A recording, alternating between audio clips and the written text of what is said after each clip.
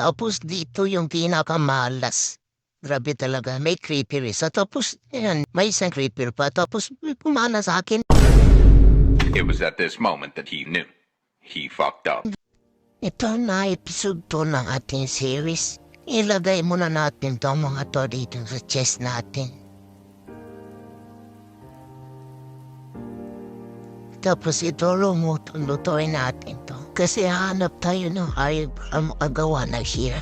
Tapos bakit natin? Babalikan lang natin to mamaya. Sisimulan natin dito. Sa gilid ng ating bahay. Ewan kong bahay ba yun. Sa akin hindi pa pero magiging bahay din yun in the future. Minikit yata to dito. Wala talaga tayong mahanap. Kulang yung nahanap natin. Pero sige lang. Nahanap pa rin tayo baka doon sa labas meron doon. Puntahan natin doon. Lumabas na ako doon kasi wala talaga akong mahanap. Tapos dito. Sana meron. Ito, cave talaga, pero wala sa lahat kagyan natin ito na mga torch. Para di mag-respawn yung mga dito. Mga zombie, mga mob scraper. Nakakatakot, lalo na yung creeper eh. Pero, nakakapagtaka, ba't mo na ako mag-ita kahit isa? Ayun, may nakita din tayo, sana marami ito. Ito, first iron natin. Hello there. Okay, hanap pa tayo kay tatlo lang. Eto, dalawa lang. Napakamalas naman. Hanap pa tayo. Doon tayo sa taas. Lagyan natin ng mga torch. Halos nalagyan na natin doon sa ibaba. Dito naman. Uy, may iron no. Pang tatlo, apat. Pang limang iron natin. Ayun, nakalimutan ko. Nasira na pala yung pickaxe. Kaya gagawa tayo ng crafting table.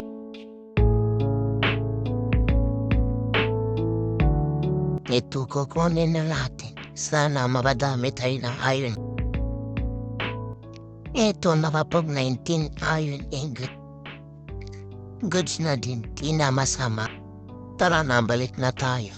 Habang puwi ko sa base, may nakita ko ang sand dito eh. Kaya kukunin natin to, magagamit natin to para may glass na tayo. Pero bago yan, ibablock muna natin to dito para di tayo mahabala ng tubig. Ayan na, wala lang makakapagabala sa atin. Sulong-sulo na natin tong mga sand na to. Tara. So ito yung mga nakuha natin. 17 na sand, tapos 19 na iron ingot.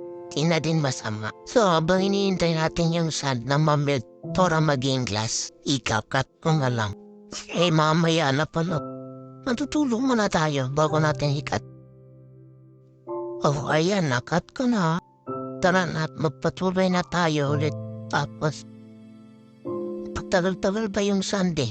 Siguro gagawa lang tayo ng isa pang furnace. Tapos, ayan. I-melt lang natin tong ayun ingot natin. So, habang hinihintay natin yan, kukunin muna natin tong cheese dito, tapos lipat natin doon sa loob. Kasi sayang din naman to. Nasabugan tayo ng creeper. Dito lang muna natin ilalagay.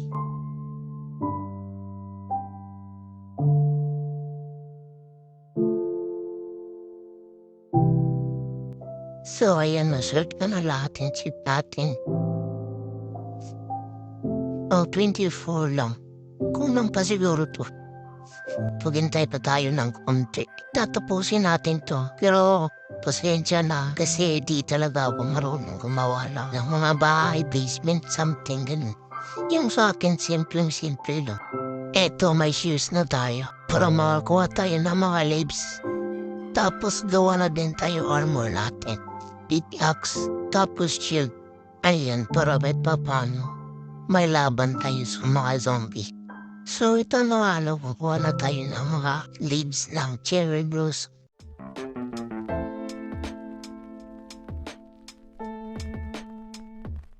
So ito yung mga nakuha natin.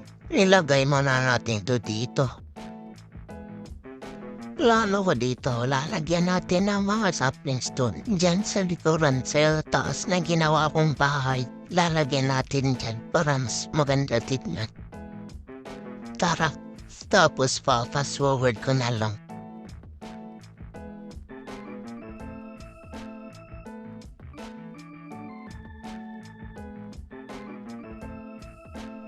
Ayan, nalagyan na natin. Sure ako maganda to pag tumubo na lahat ng mga saplings. Mag-decorate na tayo. Kuha muna tayo leaves dito.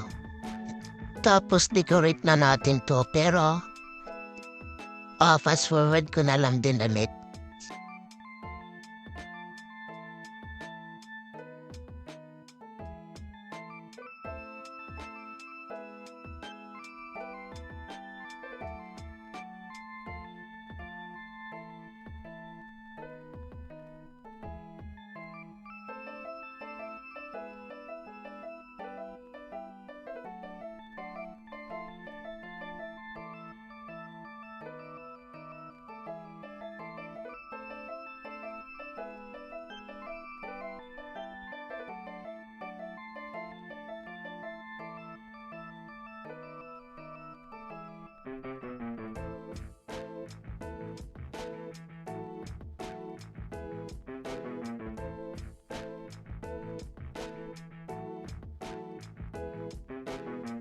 Yan lang muna sa ngayon. As you can see, di talaga ako marunong gumawa. Tapos, simpleng-simple lang talaga. Pero dadagdagan pa natin yan ng mga details. Maghahanap pa tayo ng mga gamit kung ano yung mga i-add dyan para gumanda pa lalo. Pero kahit pa paano, kahit ganyan lang yung gawa ko, appreciate ko pa din. At least tinry ko. Man kagandahan. Tapos maganda itong cherry blossom. Sana makahanap pa tayo ng iba pa. Dito. Tapos susugod na tayo dun sa nether. Gagawa tayo ng mga farm. Like mob farm, iron ingot farm. Mga ganon. So ngayon kukuha tayo ng mga gamit kasi mamain tayo, hahanap tayo ng diamond. So dito ko na pag-isip pa humanap ng diamond. Sana makakita tayo dito. Ang lalim na nung minukay ko dito. Tapos may narinig akong mga mobs dito. Zombie, skeleton. Ayan o, yung creeper na pakapulit. Tapos subugin kita eh.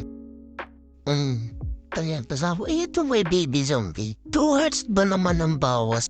Natataranta talaga ako pa baby zombie. Kaya hindi siya ngayon ang pakapulit mo kasi tayin muna tayo para makapag-heal tapos balik na naman tayo sa paghahan. Skeleton na naman yung sumulubo sa atin. Ayan, kulit mo ha. Eto pa isa ang mga kukulit talaga. Tapos grabe, dalawa pala sila.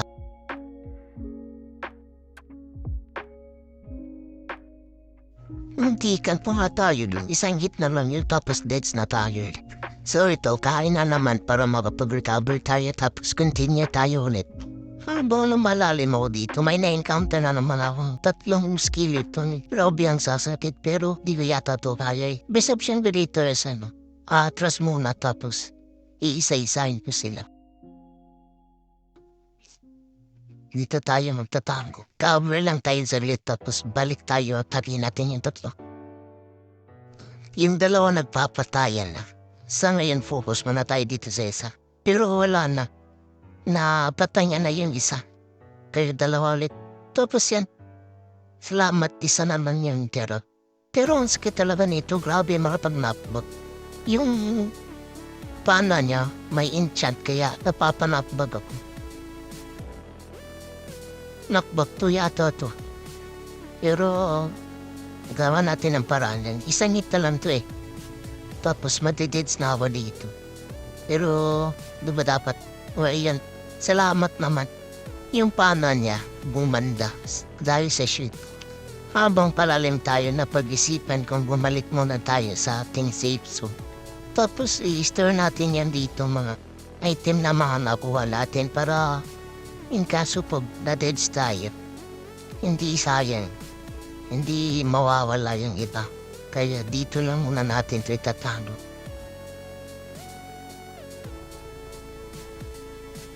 Ito yung mga enchant na skeleton kanina. Punch 1 pala yun, tapos power 2, kaya na-knockback. Kasi pag sa pana kasi, punch yung enchant, tapos pag sa sword melee, knockback. At since kulang pa yung armor natin isa, wala tayong punch. Gawa lang tayo para mabawasan yung sakit. I mean yung damage na take natin. Tapos gumawa ulit ako ng shade kasi malapit nang masira yung ginagamit ko para safe natin. Tapos ayan, nanda na tayo. Sulong na tayo ulit. Tapos dito yung pinakamalas. Grabe talaga, may creeper isa. Tapos ayan, may isang creeper pa. Tapos may pumana sa akin. It was at this moment that he knew. He fucked up. Grabe yung skeleton na yun, kaya yun, namatay tuloy tayo. Ayos mo kung tayo, pero ito nakablik ako dito sa spot ng saan tayo na deads kanina. Tapos ito, may papalapit na skeleton, napadala ng espada ko kanina. Tapos, ba't naging melee siya?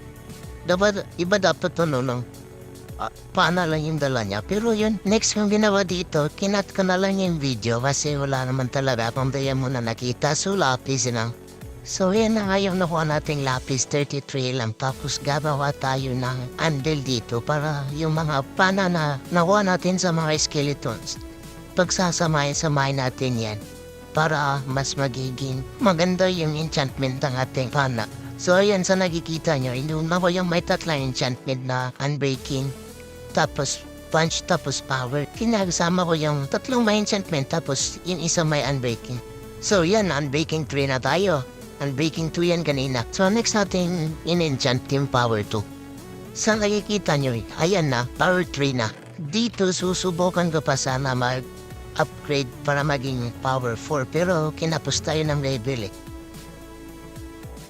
So, yan na, balik na tayo sa basement natin. Tapos, paglabas ko, gabi na. So, nirush ko na dito, tapos natulog. So, ayun guys, maraming salamat. Hanggang dito lang muna tayo kasi mababa na din tong video eh. 12 minutes na to. So, sa susunod ulit, mga episode 3. So, bye-bye ako. Thank you. Paalam.